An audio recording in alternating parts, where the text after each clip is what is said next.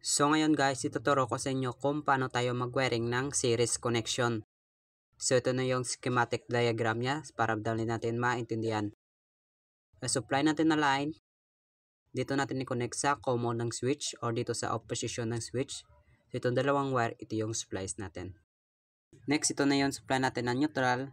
So supply natin na neutral, dito natin i-connect sa supply neutral ng bulb 1. Itong dalawang wire, ito yung supplies natin. Next, ito na yung supply na live ng bulb 1. Dito natin i-connect sa supply na neutral ng bulb 2. Itong dalawang wire, ito yung supplies natin.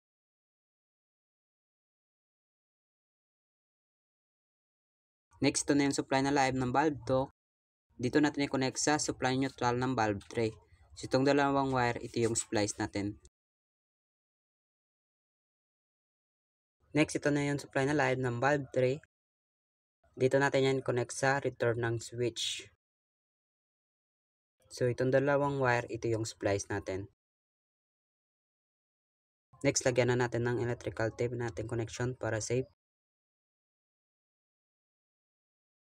Next, lagyan na natin ng tatlong bulb. So, bulb 1, bulb 2, at bulb 3. Next, i-on na natin ang main circuit breaker. Kapag switch i-on na natin ang switch, dapat itong tatlong bulb sabayan ilaw. So, off natin. On. And off. So, like and share guys for more tips. Don't forget to follow my page.